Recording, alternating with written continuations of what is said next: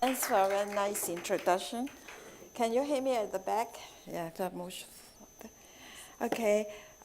Today's sharing will be on the influences of personality and family on addictive behaviors of youth, meaning those who are around 12 to 18, as well as young adults, mostly college students.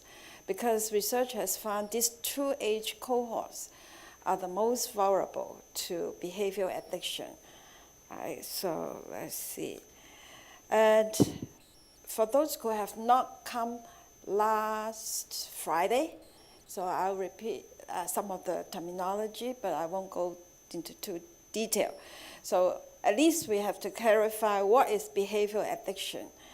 Itself, of course, addiction kind of give us an idea. It's excessive, it's pathological. It does not help us to deal with our life. And one of the characteristics is a behavior or a substance that we take in can alter our mood, hoping to improve our mood or relieve pain. Behavioral addiction, unlike substance abuse or substance addiction, like drug addiction, is not yet recognized as clinical mental health diagnosis, with the exception of pathological gambling and online gaming. And as I mentioned, adolescents and young adults are the most likely to engage in behavioral addiction. We have to bear in mind an excessive engagement in certain type of activity does not equal to addiction. In order for us to be classified as addiction, Howard Schaefer in Harvard University Center of Addiction, as early as in 2009, listed 3 primary features in order for behavior to be classified as an addiction. It's the presence of abnormal psychophysiological responses when exposed to specific environmental cues. So like if you are addicted, you use smartphone a lot, but don't worry, if you look at the smartphone, you would not have this abnormal psychophysiological responses. So that's one of the features. If you do not fulfill this one, you're not so happy yet. Go to the next one and continue involvement in the behavior despite experiencing negative consequences. So despite people are saying that you have been using too much, you're neglecting the other aspect of your life, you're skipping classes, you sleep very late, things like that. And so this then, it will fulfill one of the features. A perceived inability to reduce engagement in the activity, a perceived loss of control. I believe you have fulfilled 2 of the 3. Okay, so most of us will fulfill one or the others. So, and these are also Howard's, features is very crude. Okay, it's easy to understand. But in order for us to really look into the situation, we have to refine the characteristic of behavior addiction a little bit. Griffiths in 2005, actually he is in town. He's in Macau delivering a 2-day workshop on Monday and Tuesday. You cannot go, or I cannot go because we have not been able to register. Okay, he is the person, okay? So he lists very core components of behavioral addiction, so it's more refined. Now, for some of you are familiar with the substance use addiction or pathological gambling, you will see these 6 core components are basically borrowed from pathological gambling or borrowed from substance, drugs, smoking, and things like that. So the first hallmark is salience. Activity becomes the single most important thing in your life. And for example, some of the kids who are addicted to online gaming, they can manage to not eating for several days. Things like that, not sleeping, okay? So this particular behavior becomes the most important thing in your life. And mood modification, in engaging in this behavior, the person feels a sense of euphoria if you're taking drug, but in terms of behavior addiction or internet addiction, your depressed mood will be improved. You become, even though you're lethargic, lack of energy, but in engaging activity, you become very excited, and you become apparently happier, so to speak. Okay, and tolerance. Okay, we all know tolerance is one of the very hallmark of drug addiction. Is that you need more of to engage more of this activity in order for you to feel the usual high. Say, for example, if you engage in 2 hours of social media, WhatsApping, Facebook, and another day 2 hours is not enough. Okay, it goes to next week, it goes to 2.5 hours, things like that. So the tolerance, you need more and more of that activity in order to get the usual effect. And withdrawal symptoms. Okay, when you are not engaging in the activity, you have a unpleasant state, either psychologically, we call craving, or physiological. You cannot sleep, and you become irritable, and things like that. Conflict. Because of this heavy focus on this particular behavior, you are often in conflict with other members around you, like your family members, your peers, and things like that. And also, you have a subjective feeling of loss and control. People trying to say you need to cut down, and you feel like I also want to cut down, but I cannot do it. A sense of lose of control. And then another whole core component is relapse. You try to cut it down, but you go back to the old behavior and getting more of that behavior. So this Griffins in 2005 listed 6 core components. And he even kind of divided people into different stages. Not yet. Next, did I miss one? Okay, 6 core component, maybe later. So we have a rough idea what's behavior addiction, and then we have to go to how people view addiction itself. Okay, in history. Okay, long time ago, during the prohibition period. Okay, when the period where alcohol and drug is prohibited in most of the countries, then addiction, most people will see it as an immoral conduct. Only bad people doing it. It's something bad. But I don't think I think less and less people look at addiction as an immoral conduct. And there's another way to look at addiction as a disease, a medical disease. Addiction is a result of some underlying genetic weaknesses or something wrong with whatever, your brain or whatever, your control, something wrong with your anatomy, your brain reward system, or something wrong with your sense of control ability. And then, because the perception is very different from addiction as an immoral behavior, that this is the only bad person would do it. But if you look at addiction as disease, then these people are helpless. They need professional help. So they need to be compassionate. We need to provide care for them. And this way of looking at addiction is well embraced by the medical profession. Because as a these people need medical treatment, and it's also very, very well embraced by industry providing the substance. Okay, for example, behavioral addiction as a medical disorder, very well embraced by the gaming industry. Hello. Okay, and then I'm on just page 6 only. Okay. This is not expert on internet addiction locally. Okay, so then because these people are sick, they have disease, so they need help. And during the acute phase, they need medical professionals' help, and they also need recovery, help during the relapse phase and the recovery. So that's the recovery movement, the AA movement we are all familiar with the aim of helping them to go through, maintain a normal life, reduce the guilt and shame. Okay, so there's around the world, there's AA groups for internet addiction, AA group for Facebook addiction. You'll be amazed at all kinds of AA group that's available.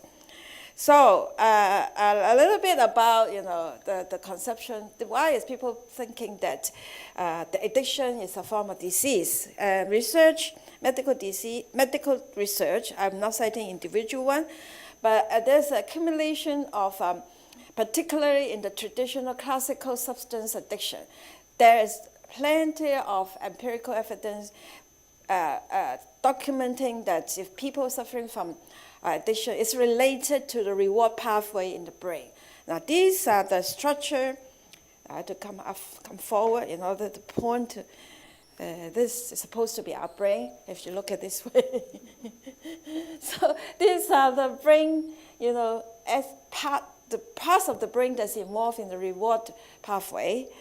So, and there's two main pathways that's responsible for transmitting our perception of our environment to our brain and to elicit our behavior. So then these two pathways are also found to be related to almost 80% of mental health disorders. So it's a common pathway. It's not a specific pathway for addiction. So it basically, you find something wrong with this, either one or two of this pathway in schizophrenia, in depression, in anxiety, and things like that. And study also find people engaging in addictive behavior. Also, some of them will have, disturbances in these two pathways. This pathway is a common pathway because the dopamine pathway is responsible for reward, pleasure, a sense of euphoria, and motor function and decision making. This is represented by the red pathway, if you can see it. And the other is, this one is a pathway also responsible for our other mental disorder like anxiety and things like that. Another famous pathway is the serotonin pathway. This pathway is strongly related to a mental health condition called depression. Okay, so the white pathway is kind of depicts how you receive some stimuli and the brain perceives it and then instruct different parts of the brain.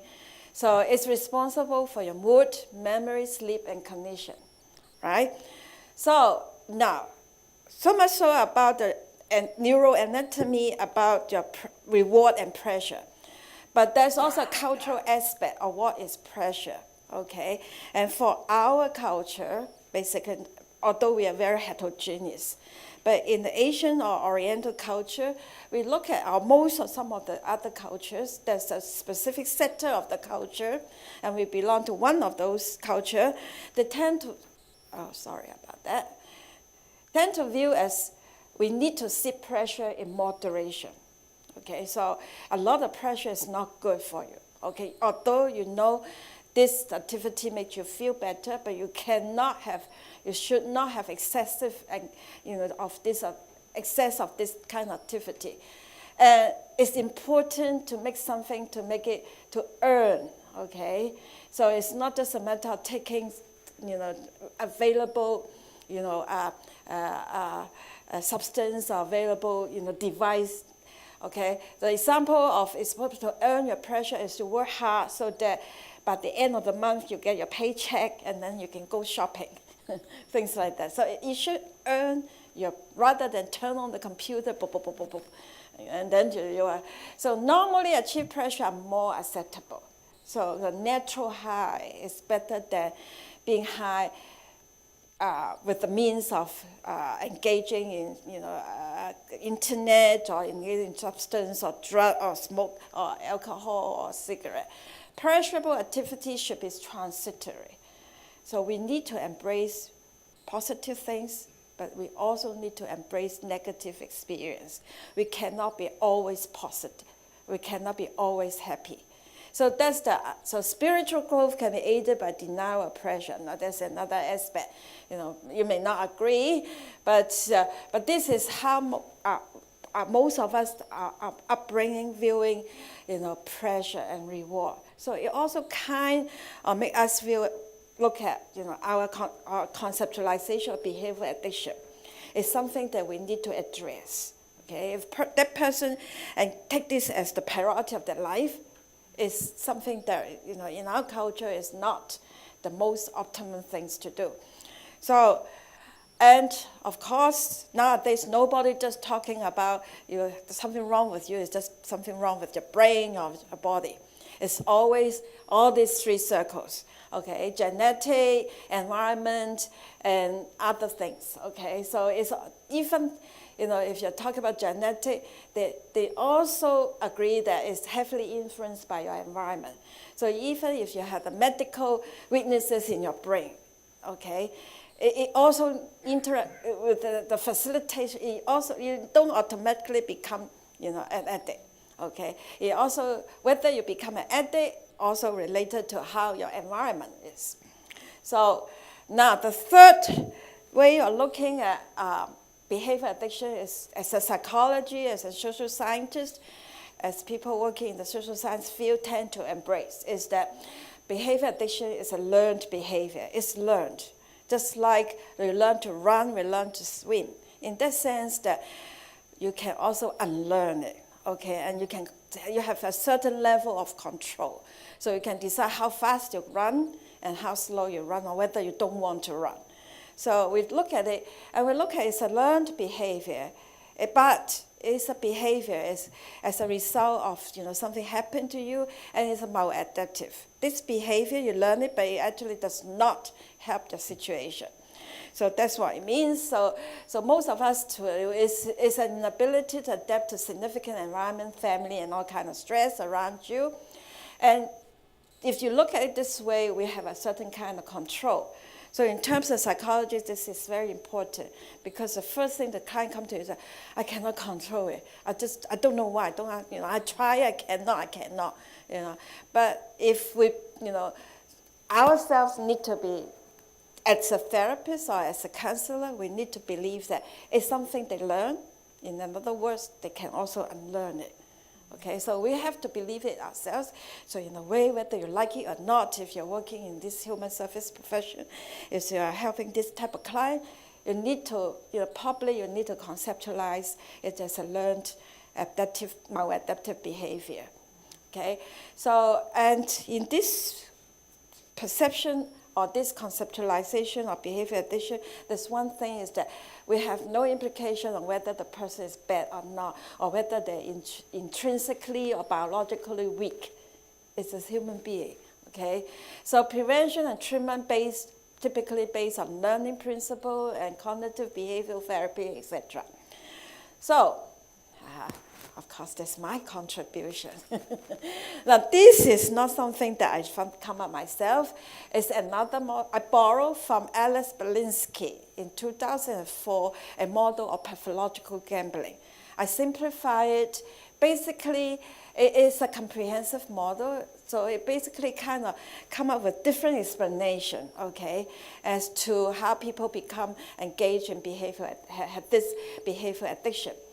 It helps us to look at disentangling the phenomenon, so that each individual element we can do research, and we can also, based on research, evidence-based research, to devise evidence-based practice, and to design a program, whether it's prevention or treatment, to focus on that particular aspect. So, the model from Alice Belinsky is almost 15. Almost maybe 20 years already. People are still testing each part individually. Okay, there's no way to test the entire part. So in a nutshell, there are 4 core components that may be related. The arrows, in theory, is causing, or this is inference, assumption is cause and effect. But in reality, it's very hard to do it. So we just don't take the arrow too literally. It's just a way of help us thinking, because we are seeing the client or presenting with this problem, okay, this concern, and we are helping them. So we need to think of something that's related to them, okay. But no way is a definite causal effect, okay. So this part is a necessary but not sufficient. Okay, this is the most distant factor, and it's necessary but not sufficient. You know the term. So if you live in a country there's no internet available, I don't think there's any internet addiction. So it's necessary for this. If you are a drug addict, if you're locked up in a drug recovery addict center without any access to drug, of course you're drug free. Okay, so this is necessary but not sufficient. So the ecological or cultural factors, the most distant factors that's related to this issue. So, and this factor, if we're a psychologist, counselor, is most likely very difficult to intervene. So you try to change people's way of perception about individualistic and collectivity. It's very difficult.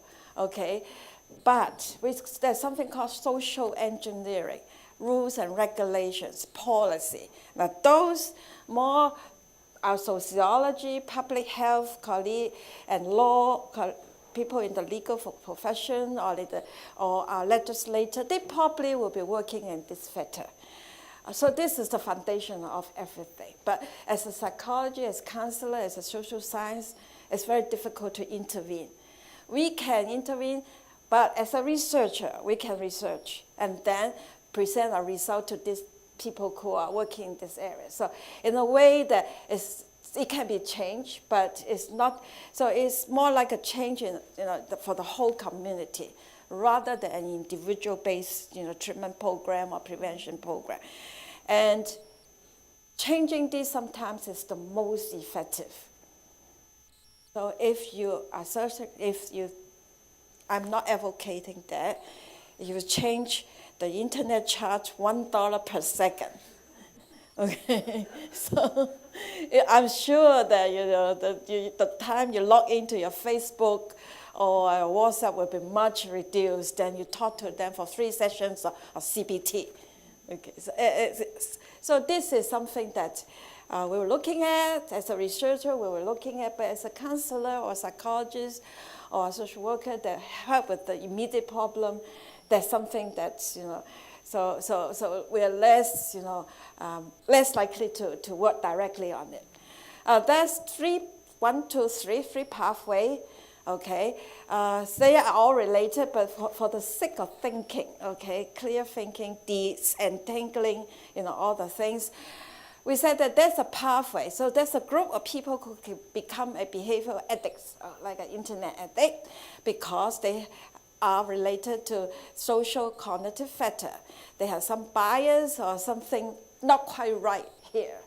So perhaps their outcome expectancy condition, particularly if you're looking at this, if you slot pathological gambling here, okay, they believe, okay, if they do certain things, they will win and things like that.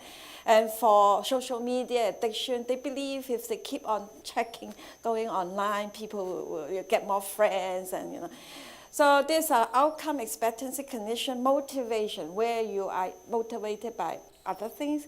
You want to gain pressure, whether, for example, internet addiction people, there are different types of motive.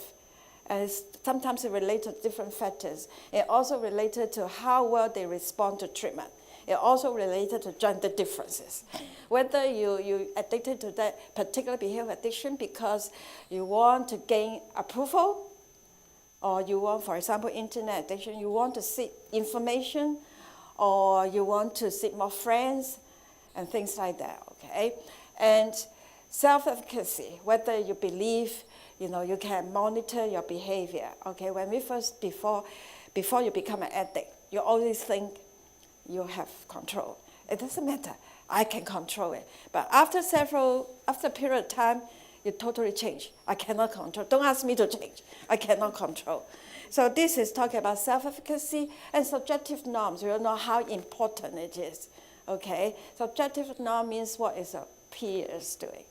If I think we once had a colleague, some of you know, he absolutely refused to use a smartphone 10 years ago, but I think he cannot not use smartphone nowadays. So this is subjective norms. So if everybody around you is doing that behavior, it's very unlikely that you are not engaging, particularly if you're talking.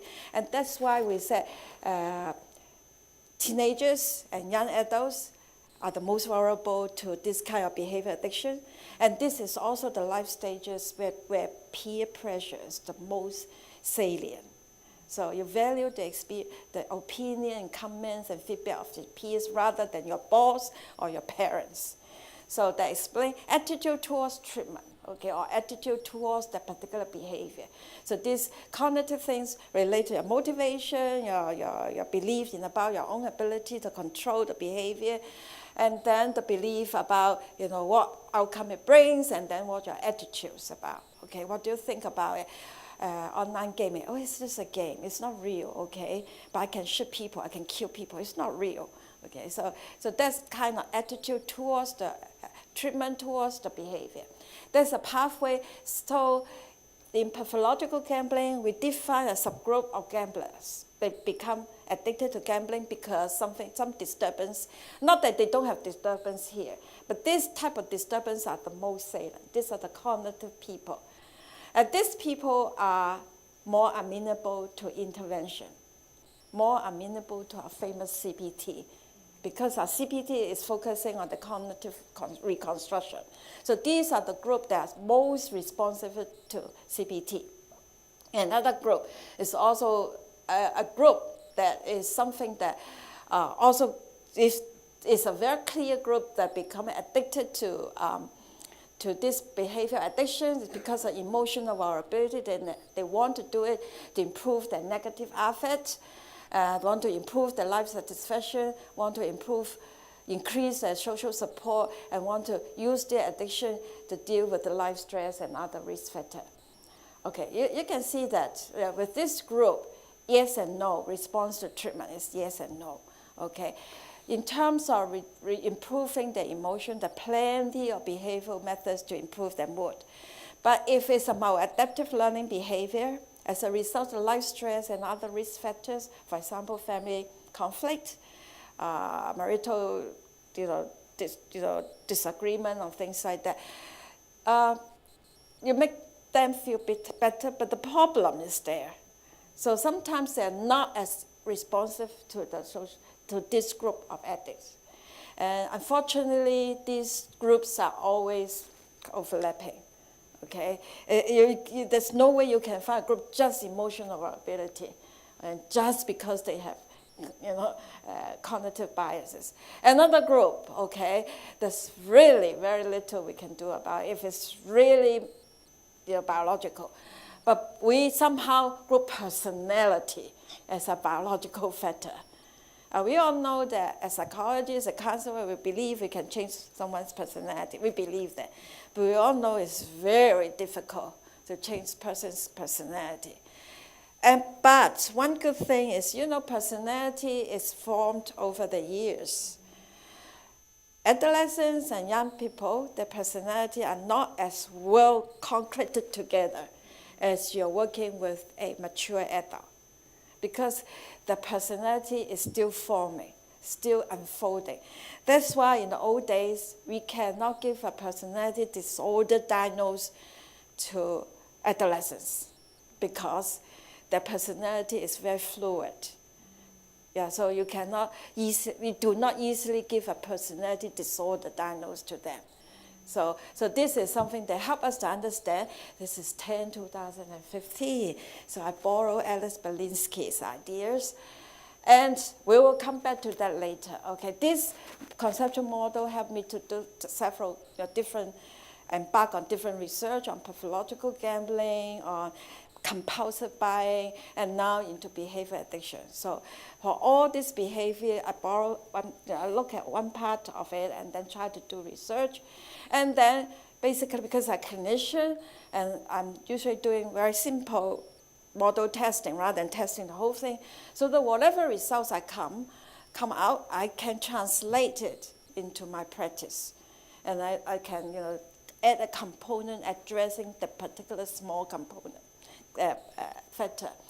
So now, in popular culture, we all said we're addicted to this, we're addicted to that. And there are many behaviors that are said to be addictive, okay? And this is left or right? Cooking. I was trained as a neuropsychologist in 1987, but I did not practice as a neuropsychologist because I cannot tell left and right. So that's the irony. So this column, okay, whether it's left or right column, there's sufficient research for us to say this fulfill most of the criteria in terms of research and in terms of clinical practice. These are research-based addictive behavior. These, as yet now, do not have very firm research-based now. So you see, this list is much longer than this one. Okay, so there's a lot of behavior, but at this moment, it's not evidence yet. But we cannot guarantee that maybe 5 years later that some of this behavior come into this one. Now, something, and some of this behavior, even though it's not addictive, as a clinician or as a researcher, it's very much of interest to us if we can find some way borrowing from this behavioral addiction literature to help them. By self-mutilation, for all of us who work with this type of population, they just love to cut themselves. It's almost addictive. You know? So these are the things. This one is interesting. Okay, I had clients. One client in my entire life, when I was still a young clinician, is to the extent there's no more hair on her head. She keep pulling and pulling and pulling. So if you look at it, it's type of addictive behavior. They know they're not good to them.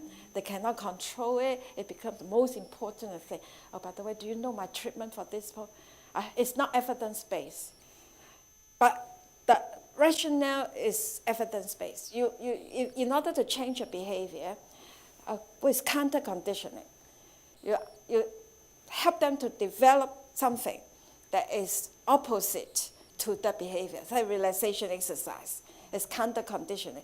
You become relaxed, then you are not anxious. Your muscle is not tightening. So if you're pulling your hair, you need your hand. And it's grown-up person. I cannot ask them to use muffins or do some tiger pump on their hands. So I told her to start knitting. It helps. Because there's a long history, okay? So anyway, so it helps her. But unfortunately, like most of the clients, when the symptoms subside a little bit, they're not coming anymore. The last I heard of her, she's going overseas for a study because she's a college student. Okay, I see her in the counseling center. And the reason why she agreed to start learning knitting because she moved to a colder country. Okay, so if you look at the three criteria, it kind of fulfill. Okay, become the most salient, cannot control. No, it's not good, but they still do it. Okay, so this group, we don't know when this group is coming in, violence, okay, something. Okay, so now this lecture, because there's so many things that we can talk about behavior addiction, I'll focus on the internet-related addiction. Let me see how much time I have. 7:40, okay, good. So we focus on 2, 3, all the behavior addiction that's related to being online. So being online, nowadays you know that it's just not confined to computer, okay? Basically anything, so when I say internet-related behavior addiction, you can use, so include a smartphone, include social media, so you can internet addiction with different device, okay? So internet addiction, we will talk about internet addiction. Nowadays, nobody use computer anymore. Okay. And global use of internet. I just got this 2018 June statistic. If you look at Asia, surpass all other countries. It's not surprising. Okay. So these are the latest statistics. That means, Cecilia, we need to do more research on this part, okay? Because we are picking up, okay? Okay, so social networking addiction, okay? How are we doing? How is Asia doing? The darker the color, the more people becoming addicted to or use of social. They may not be addicted, but if you look at the availability, accessibility, hypothesis, the more available, the more people use, the more peer pressure to use, the more likely you may become an addict. Okay, so the dark color, that means these are the countries that global use of social media. And so social media is in many, many different platforms, okay? And things like that. And you can see it's mostly concentrated on the more developed countries, okay? Now, what do people do on social media? Just last year or a year ago, they have nothing to do and do 1,000 Singapore Polytechnic students. We're still running a Polytechnic system, okay? So these are the 16, 17, like a prep school for university, okay? So if you look at the excuses or the reasons, reading content, what kind of content, I did not do this survey. Okay, so most people say it's reading content. That doesn't, content what? Okay, but it's interesting photos and videos, images, and commenting, replying others. So communication. Okay, sharing photos, videos, and sharing, and chatting, talking. So a lot of this, what they do is for social interaction. Okay, so another one, online gaming addiction. I was in Singapore for 10 years. I didn't know that. Singapore always run the champions in international online gaming. Every year they have expo and fair. There are a lot of professional gamers. And there's argument that 3 champions to be professional gamer ask for school, official leave from school to participate. Of course, the school refused, and there's an uproar in the society that it's a sport. Why students can be excused to participate in a football, piano concert, and because the professional gamer, brings prestige to Singapore and to the school, and blah blah blah. Of course, there's another group that know it's unhealthy, and I think there's discussion last time, and a lot of people are professional gamers addicted to. I would not say they're equal to online game addicts, but they are very vulnerable. Okay? So just like another addiction is exercise addiction. Okay, not athletes are exercise addicts, but since they have to participate, they participate in the activities, availability, accessibility, and things like that. So their vulnerability is higher than other people. Okay. So now we need to look at this a little bit closer, because in May this year, WHO officially listed it in the ICD 11 or 12, I forgot, the latest version. So out of all the internet-related activity, internet gaming is the most concern. Okay, why is it most concern? Because because internet gaming sometimes include violence, gambling, and things like that, and it does, and people is very, very attractive, and people, the negative consequences, particularly physical negative consequences, are more likely to be found on online game addicts rather than internet addicts. So for those who you saw in the newspaper, that they become malnutrition, they have heart problem, and once in a while you saw in the news people die or things like that. They probably are addicted to online gaming rather than social networking or other things. So that's why, good or bad news, look at this.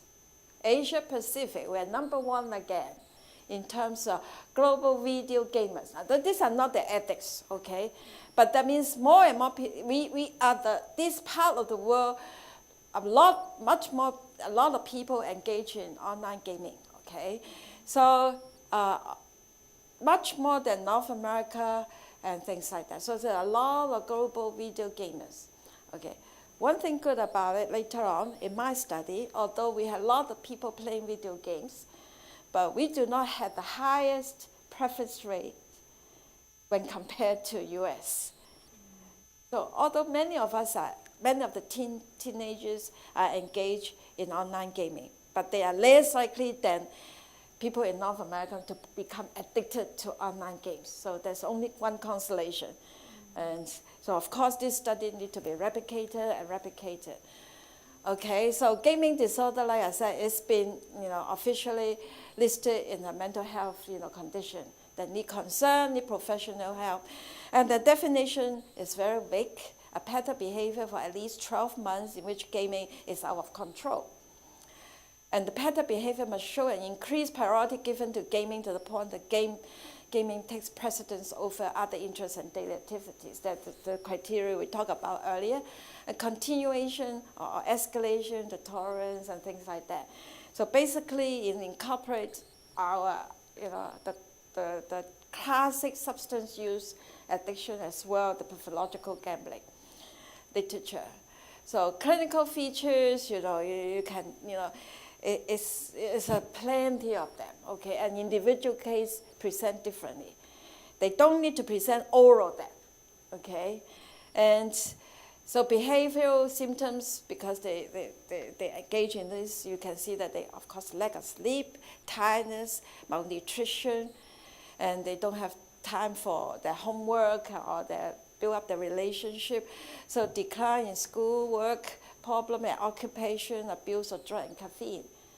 Particularly if you're tired, you still want to do it, still want to be, compete with others, still want to talk about. For social media, we drink coffee. Okay, then but for gamers, they probably caffeine and drug and things like that. So physically, carpal tunnel syndrome. I had this one. I'm not addicted, but I always look at the phone, and I think some of you saw this cartoon. It's an old picture depicting people lying on the side of the bed taking heroin in the old days, but now it's a mobile phone. So when you hold it, your hand gets very tired, and then things like that. So carpal tunnel syndrome is your hand, it's kind of numbness in your hand, all the way extending to the shoulder. The only thing that keep me stopped is that I'm afraid that I'm so tired, got sleepy, I dropped the phone. So that's the only way. Dry eyes is true, okay? Especially if you have the screen on too, okay, backache, headache, irregular eating, things like that. So, yeah. So Griffins in 2014, he also proposed the first one that we saw is a general internet addiction. So as early as 2014, he said, let us do it, because at that time they're discussing about DSM-5, okay?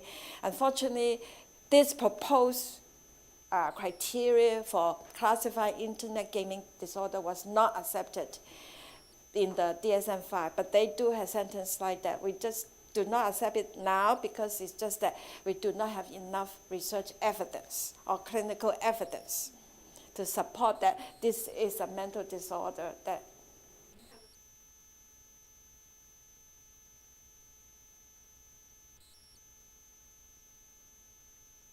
disorder is a mental health diagnosis. Just like depression and depressive disorder is totally different. In order to call it a disorder, you have to fulfill the list of agreed criteria. So you always say, I have depression, but you cannot say, I have depressive disorder. Only the professional, after checking, doing the clinical interview, after you fulfill pages and pages of questionnaire, whether check off, then you can, only the professional can give you a diagnosis of depressive or depression disorder, okay? Or only they can give you an internet gaming disorder. So disorder is a professional term, okay? So it proposed these 9 criteria. If you are familiar with pathological gambling, it's exactly the same criteria, except that instead of gambling, they put internet gaming. Okay, so this is same thing, preoccupation, most important thing in their life, tolerance, cannot control. And one thing is deceiving family, I'm doing my homework and things like that. And use the internet can escape, so all these things, okay, so we talk about, so he lists 3, and he even mentioned that let us put this way, because they said in order to fulfill this criteria, you need to have 5 or more over a period of 12 months. That's his original idea. I'm not surprised that ICD-6 might adopt it, okay? So, but it's just that or DSM-5 is not adopting it. I'm not surprised DSM-6 in 2025 or something, or 2030, okay? They need to speed up, okay? So there's a 5 or more. So what happened if I have 3, I have 4, I do not have a disorder yet? So do we just leave them behind, not paying any attention to them? So in order to answer this question, he said, that there's 3 for those, because the criteria he proposes 5 symptoms over 12 months. So for those who have 1 to 3 symptoms over the last 6 months, they are at the stage or in the stage of endangerment. They are in danger of developing addiction. For those who report at least 4 over the last 6 months, they're in critical stage. So if you're doing the stages of change model, pre-contemplation, contemplation, this is the place that they need to slot in, even though it's not a full disorder.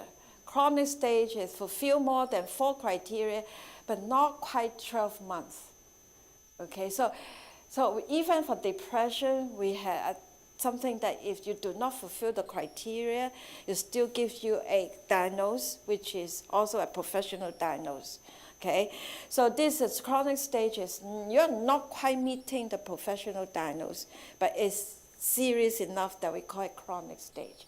So if no treatment, no intervention, these people is very, very vulnerable to become an addict. Okay, so with that, I have to present my study. Okay, so one of the questions is that at the time that I'm thinking about it, there was not too much study coming out. Of course, now there's people starting addressing the issue. There are more study coming out. So this is study I started in 2014 or 13. I totally forget it. But it's published just now in 2018. So you see, research work is a long process. So this is because we started with Singapore and people are very interested. So we get people in other countries also interested. So that it become 1 country, then we become a 7 country or 7 region. Some of the places I cannot call it a country, it's region. So our purpose is to find out how frequent this type of addictive behavior occur. Okay, because at that time, the textbook that I saw, because I was assigned to teach an undergraduate course on addictive behavior, everything was done by Griffins and things like that, and everything was either in Australia, New Zealand, and the United States. So I said, well, that's what we want to do in Asian countries. And then it's a very long questionnaire. And we also want to look at the personality characteristic with the biological pathway. We also want to look at the family characteristics. We also want to look at behavioral status of the individual who engage. We want to so people become addictive behavior. So they have maladaptive behavior, maladaptive learning. So what? As a clinician, the next question we ask is, what's the impact on their mental health? Okay, so we want to add another outcome variable beyond the addiction. So the mental health status, association between life stress, social support, engagement in various forms of addictive behavior. Just like substance use or other forms of addiction, it does not occur by itself. It always co-occur. Whether it depends on those 2 addictions is compatible with each other. Okay. With internet addiction in the past, you cannot shop. You cannot go window shopping. You cannot go compulsive buy. But nowadays, definitely you can. So to what extent students ask, they always buy things online, every day, everything. Do I classify it as an online shop, addiction or a shopping addiction? So I said, whatever. So we also want to find and the interaction, and also how they co-occur, different forms of addictive behavior. At that time, so the 7th region is US. We use it as a comparison group, not that we think differently because they just have more data. So whatever we come up with the US, we will compare with what other people find in US and see whether our finding is different from the others. So if our finding on US sample is similar, then we are more confident that our study is not, in a particular way different from the others. So Hong Kong, Macau, mainland China, Taiwan, Japan, South Korea. Actually, we're still talking, it's still ongoing. We're adding more country. Particularly, there's a country, you were very surprised. You think China and places here have the highest smartphone things, the internet thing? Bangkok. If you look at some of the statistics, Bangkok. And if you look at the graph, India is not coming to the picture yet. But now they're manufacturing their own cheap mobile phone. So their color will be light brown to dark brown very soon. So India is easy to research because you can just give them English questionnaire. We had postdoc people are interested from Bangkok interested to do it, but somehow I find it's more interested to go to the brain rather than doing this. So we kind of put on hold, but it's coming more. So there are 6 major new behavior addictions. There have relatively more research than the other forms, but today I just reported on internet-related. Online addiction, social media addiction, online gaming addiction, food addiction, or eating addiction. There's a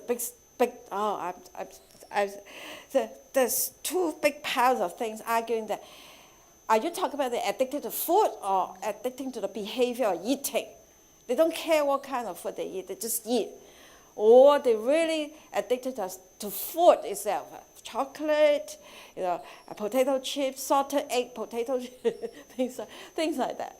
Exercise addiction, it's very interesting, okay? So, and compulsive buying, or they call shopping addiction, okay?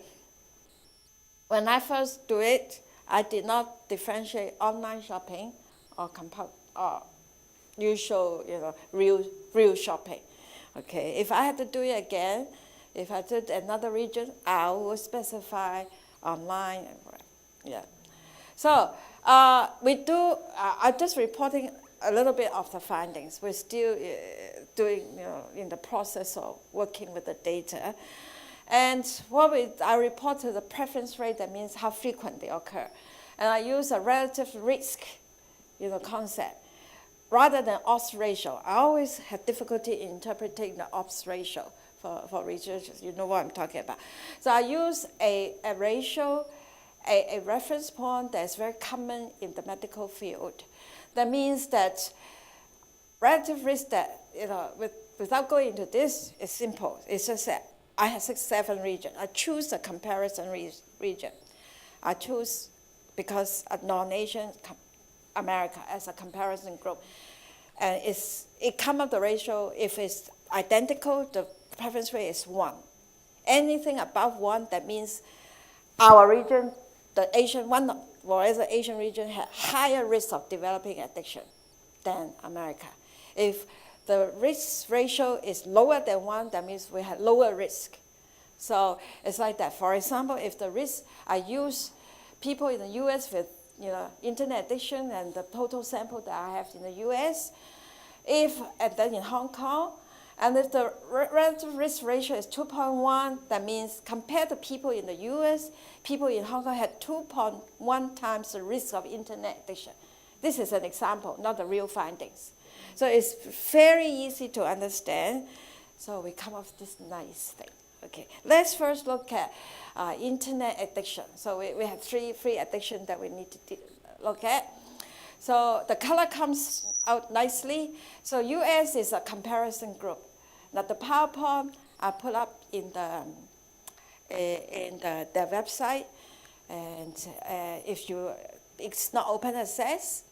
If you want some of the information, you write to the center, they'll give you the PowerPoint.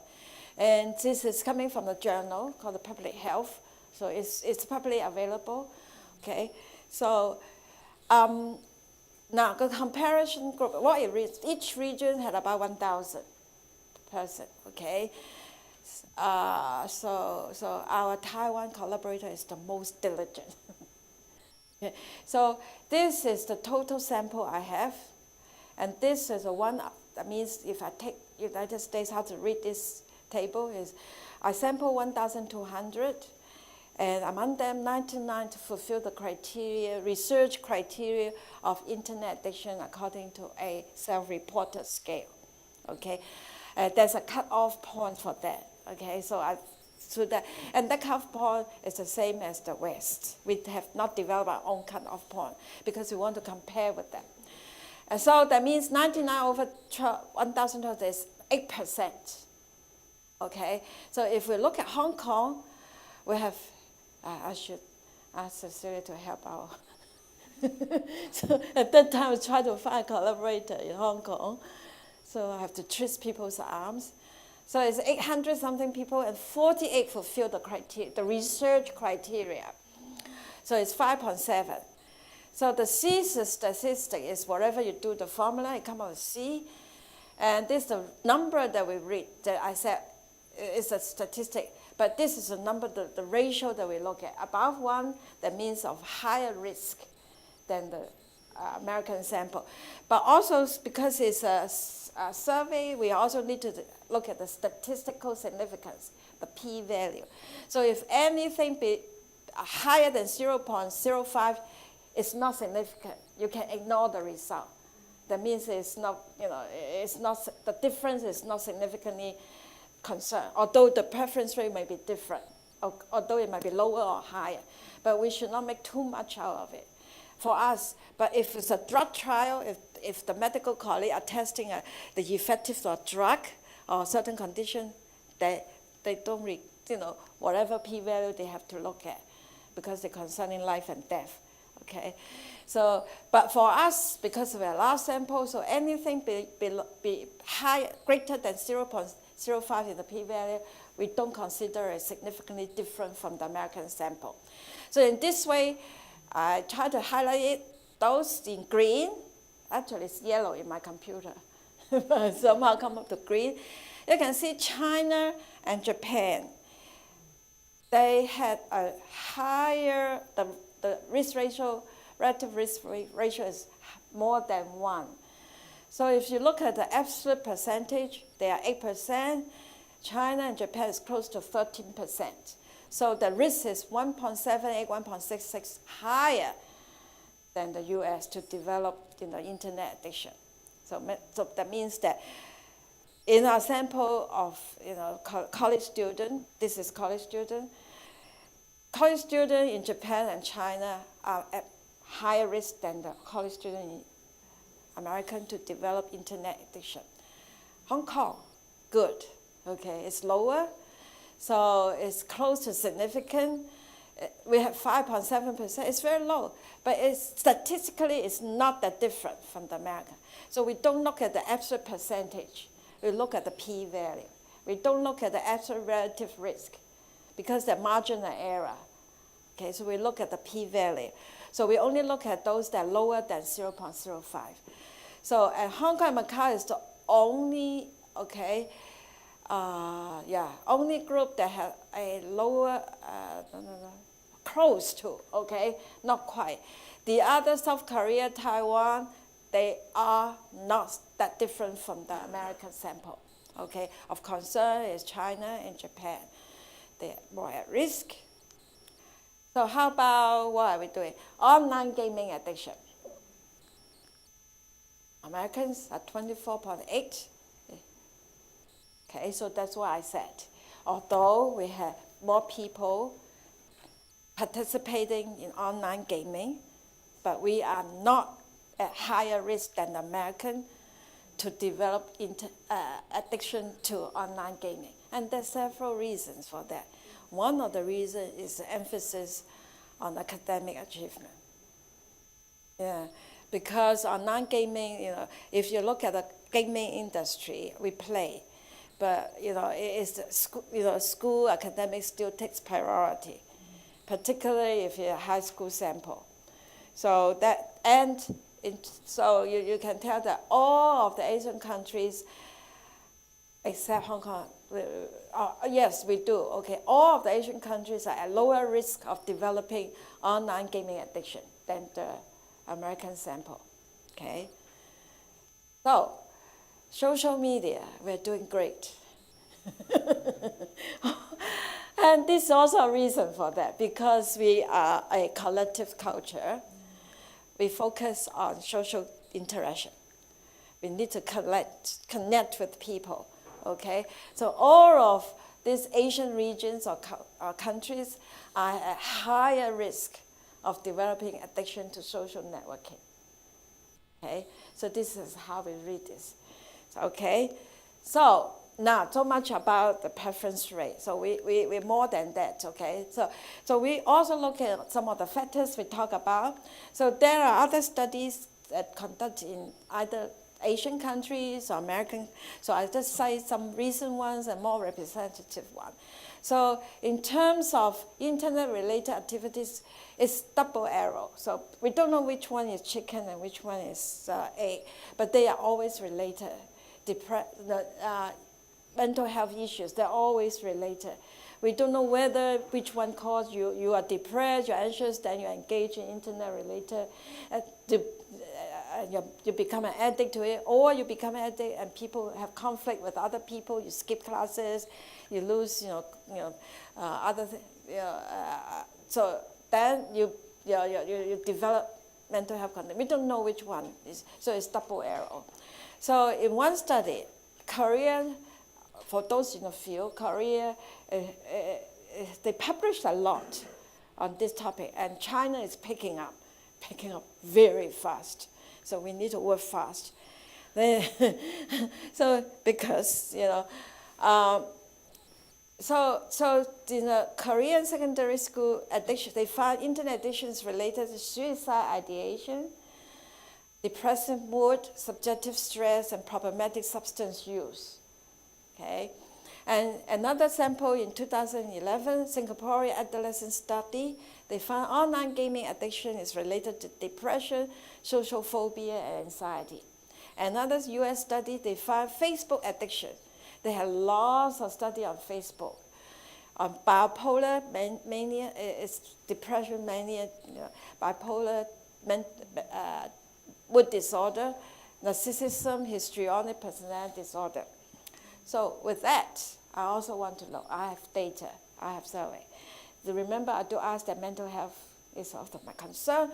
So how I risk this is that it's the same thing, okay, I calculate the relative risk. Now, this part is not the entire US sample. It's among in the US sample who are classified as addicts. So you remember my sample is 1,000 something, and only 8%. So this is 99. According to my research criteria, they are classified as internet addict. And this 79 is this, among this 99 internet addict, they all 79 people also fulfill the criteria of a depressive, disorder. Research, So the come out is 80% of the college students addicted to internet reported depression symptoms. Okay, so that's how it reads. Now again, the rest is reading this. Okay, so if you saw, most of the countries are not that different from the U.S. sample. It's the percentage of having depression and internet, we said comorbidity or co-occurrence is very high, 80%. Now if you find the general population, it's go to general population. Without looking at internet addiction, the percentage of the research criteria for depression is about 20% only. But within a sample of people who are addicted to internet, it goes up to 80%. Okay? So in terms of, what does that mean in terms of treatment, intervention, prevention program? If I have limited resources, if I want to, develop, either a treatment program, prevention program, depression or internet addiction, I don't develop to everybody.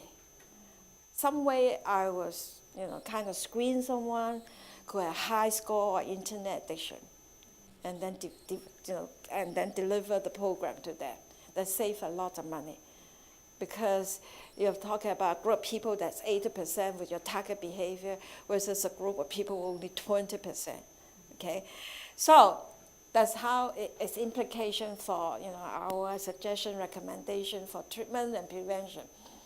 Now, most of the country, they also have high co-occurrence of depression and internet addiction. But unfortunately, Hong Kong, Macau have the highest. And then they're also significantly higher than the rest of them. So this is something that I don't know what we want to be proud of. Okay, so this is a situation. What to make out of it? We still think about it. Okay, and then we also look at online gaming. Now, if we compare the percentage, online gaming in the American sample is much lower with depression than 80% of depression in internet addiction people. Okay. So among the group of online gaming addicts in the U.S., it's only 65%. Oh, now that's what I said. Okay. Although we are less, like if you remember the finding, we are less likely to develop into addiction. We have a lot of more people engaging in online gaming, but we are less likely compared to the US to develop addiction. But for those who develop addiction in our region, they are much more likely to be depressed. So it's something that is not too happy about. So we have to think about what is the way. And one of the explanations is that we are not that, we call it psychologically minded. Okay, we are not that coming forward to seek mental health, opinions. We are less likely to identify ourselves as a mental health problem. You heard about the idea of somatization. They don't go to doctors for I'm depressed, but maybe it's more common nowadays. But usually I headache, I cannot sleep. Okay, so unfortunately, although we're less likely to develop addiction to online gaming, but for those who develop addiction, the risk of developing, also having depression is much higher. Okay, how about social networking? Okay, we are also on the winning side. So this one, we are much more likely to be addicted to social networking addiction, and we are more likely, once we are addicted to it, compared to the US, those who are addicted to social media, we are more likely to develop depression, to also co-occur with depression. Okay, now let's look at personality psychosocial factors. I have findings, but I don't have time to report it yet. Okay, but these are the findings from the existing data based on the West. Okay, and basically these are also we call the common personality and psychosocial factors. Basically, you can slot this page into gambling, into depression, into all kinds of problems. Okay, so this, like I said, just like the two neural pathway, these are the general factors. As of now, we cannot identify a unique factor that only found in those who are addicted to behavioral addiction. Okay, so family problem, you can slot in all kinds of problems. Okay, so this same page is nothing new. Okay, and one thing is being male, but bear in mind, different forms of behavior addiction also has gender differences. But in general, male are more likely to be report behavioral addiction. Okay. Cognitive factors, again, is a common cognitive factors. Those who have deficits in reward-based decision making, something we call delayed discounting bias. That means we want immediate gratification. I prefer less reward, but I want it now.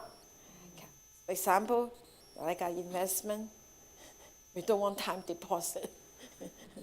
So it's a delayed discounting bias and impair executive control and reduce medial frontal, blah, blah, blah, a whole bunch of things, okay? Impair attention and concentration. And stress factor is very important. Grief, major crisis, drastic life changes, of course, biological factors, deficient in neurotransmitters, psychiatric if you had a psychiatric condition, you're more likely to also become addicted to addiction. So it's just co-occurring, okay? So depression, these are the mental health conditions that particularly related, typically co-occur with behavior addiction, depression, anxiety, ADHD, ASD. Surprisingly, OCD is not on the list. We would think that you keep on doing it, you cannot control. It's a hallmark of OCD almost.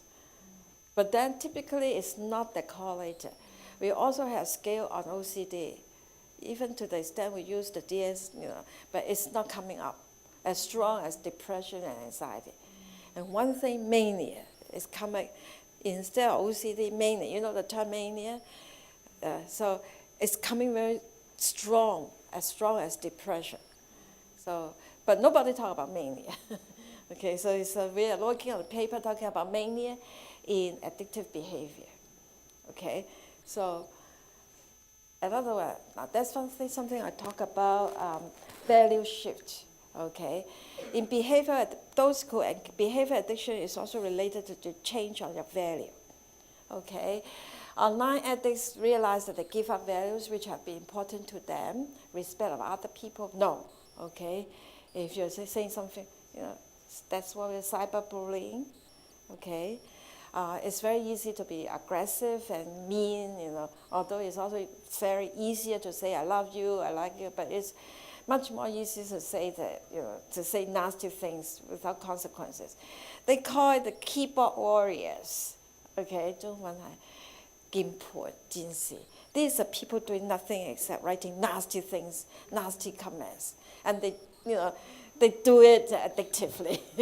Okay, so the value of respect and evidence base is gone. Okay, so just like an example, the other day is a very tragic road accident, just two corners down the road with 4 deaths.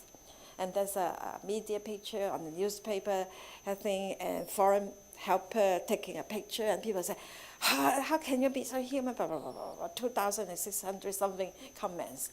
But the next day they found out, they do it for a reason. Yeah, so it's only picture, it's a game. They don't really die. Okay, it's not real money. Okay, things like that. So your value change.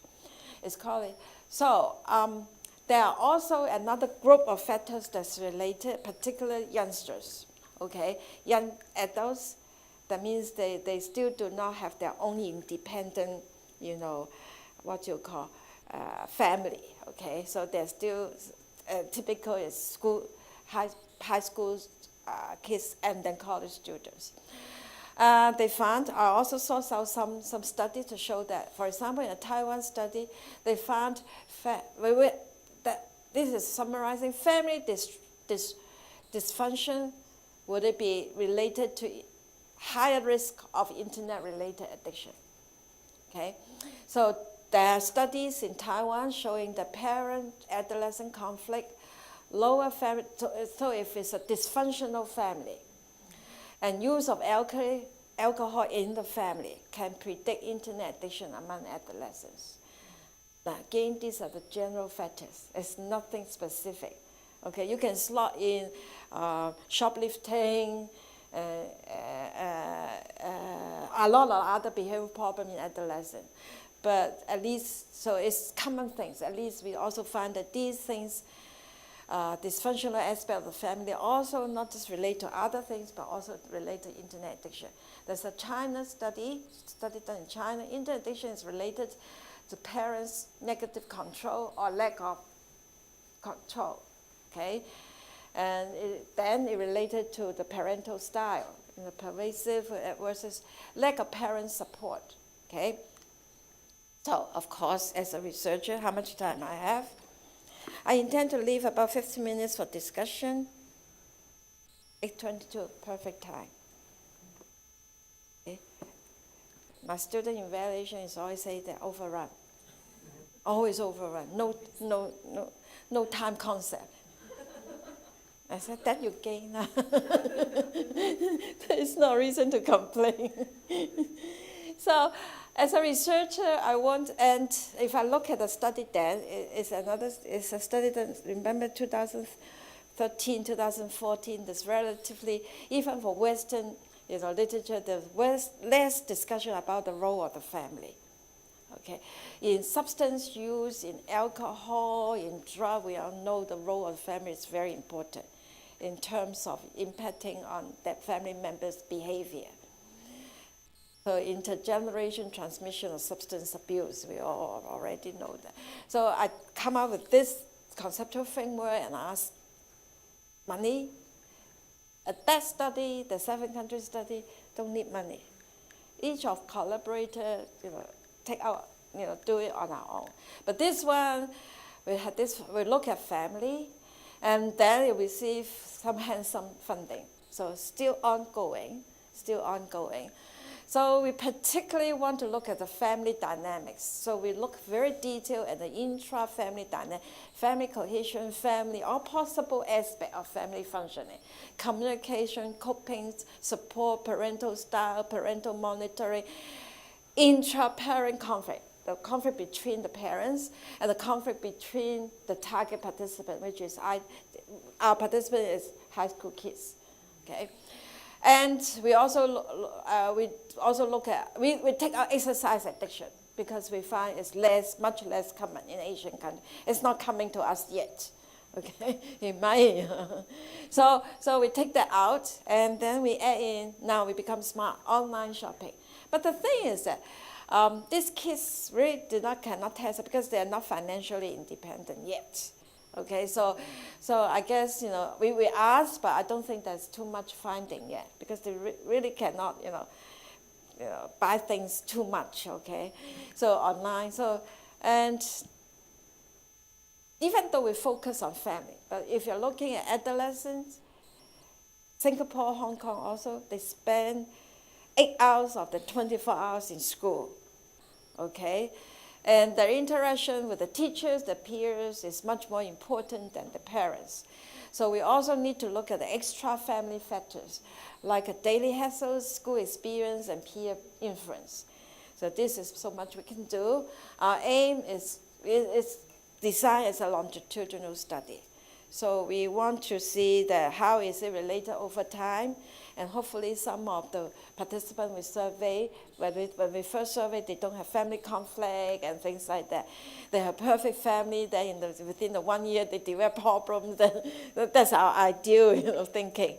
So our thinking of having a longitudinal design is to see how family over time related to internet addiction. In particular, our study is looking at 1,000 plus adolescent and one of the parent doers, okay, so it's a pair, okay.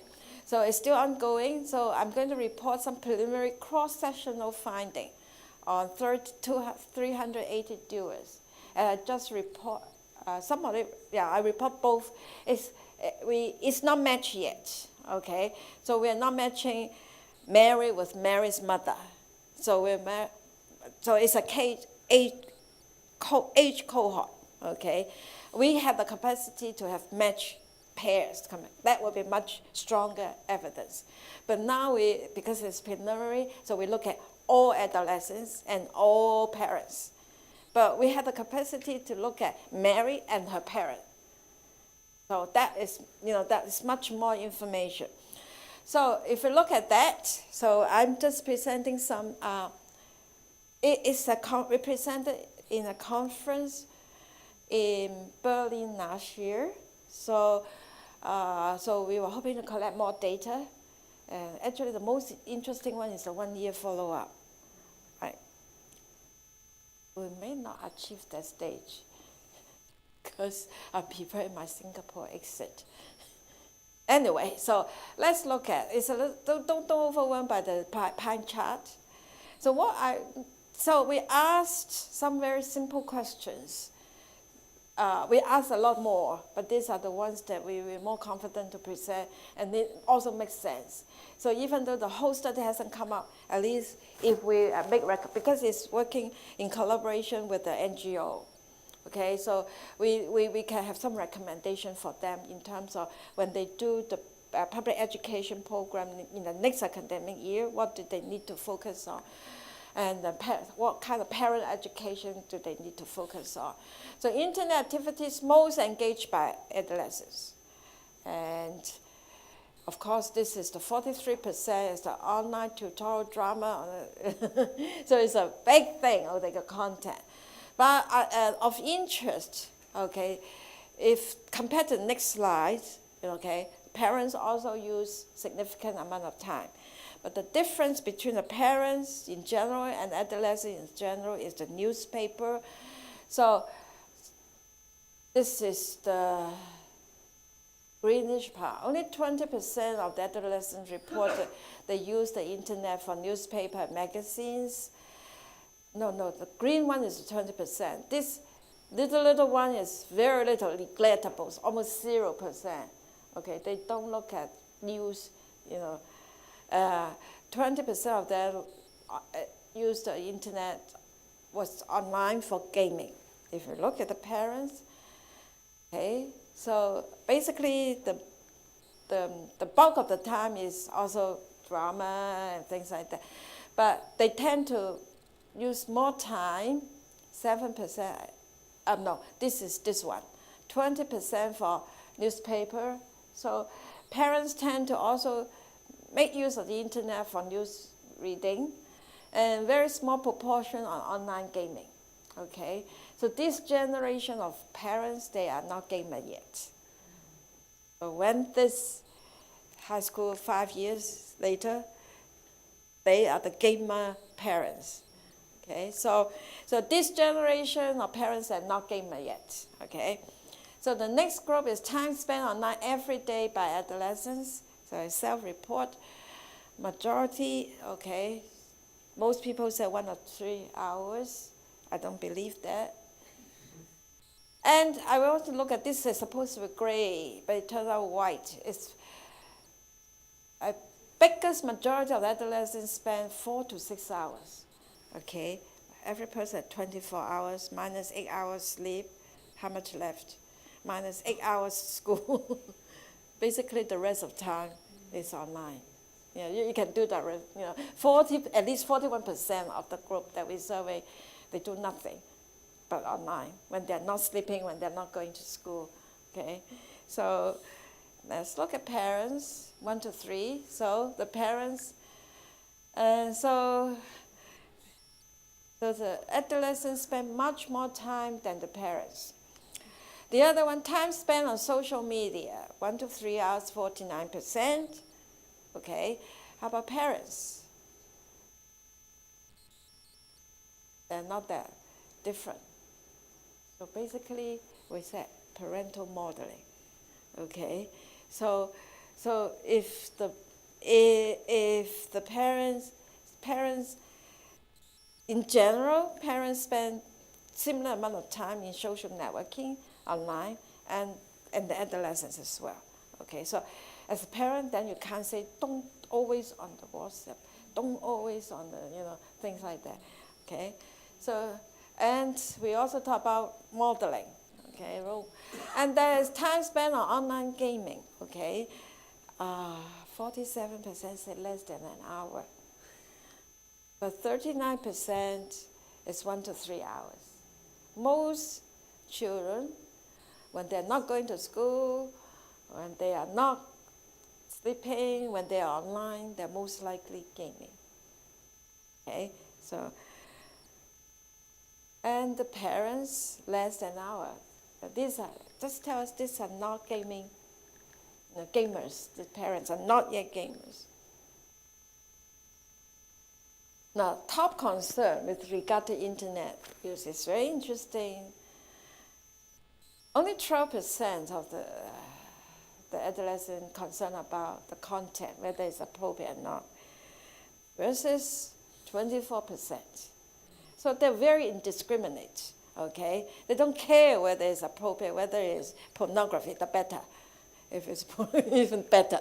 So they're concerned about like privacy and things, but the content itself, they are not that much concerned, and this is dangerous, okay? And parents as well, okay? All right, so this is a simple correlation. That means parents' internet addiction is correlated with adolescent internet addiction, and parents' addiction, even though they do not gaming, they are not gaming, they are just online, looking at Korean drama, but it's also related to online gaming addiction in adolescents. Okay, so other findings, there is a relationship between adults and parents' internet-related addictive behavior. We already know that.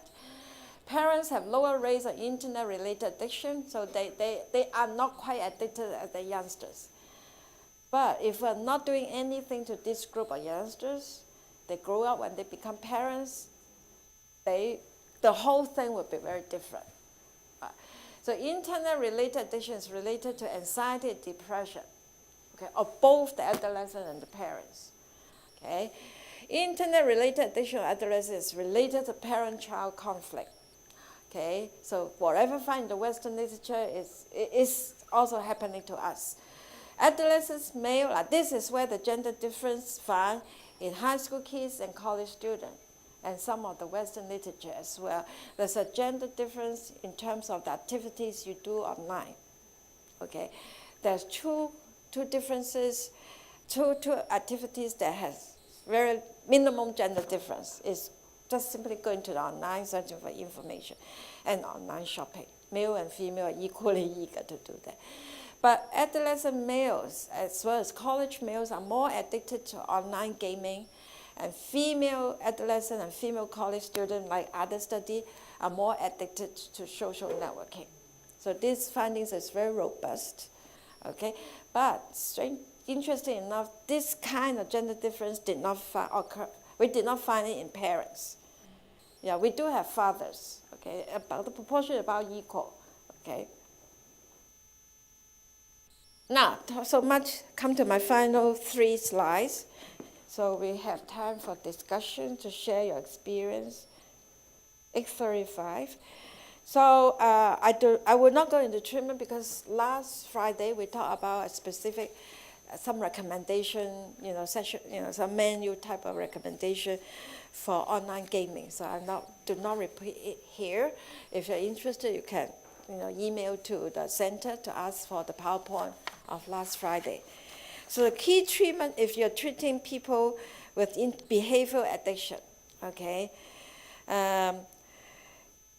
regardless of whether it's internet or other form, particularly relevant to internet addiction is limit the time use.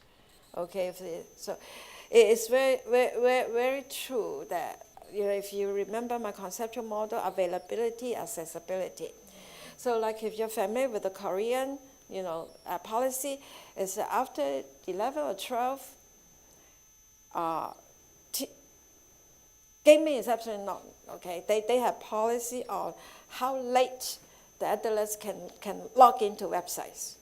Okay, they have a countrywide policy. Yeah, not just gaming, but log into the online, websites and things like that. So limit time use. So so that is one key treatment component. You have to find a way. Okay, when I say government policy, it's a social engineering type. Okay, but at home, how do you do that? In school, how do you do it? Okay, limit time use as an individual. How do you do it? Okay, and change the environment, decrease the reinforcement value. Okay, make the social media as boring as possible.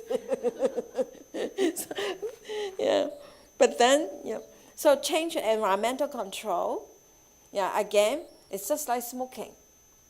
Okay, it's very effective if you do it community-wide as a social form of social engineering. Okay, change the environment, identify and change the trigger. Now it's back to our idea of behavior addiction as a form of learning. It can be unlearned. In order to learn a thing is ABC, antecedent, behavior, consequent. If the consequent good, then we repeat the behavior. So you can control for the consequence, so decrease the reinforcement value. The antecedent, you can limit the time and also identify what trigger. Okay, so if you, and it also related to change the environment. Put away all devices. Okay, social skill training. Okay, is to substitute if they is related to what they want to accomplish with that behavior addiction. Okay, if they want to improve their mood instead of going to to that particular addictive behavior, is there other way that they can do to improve the mood?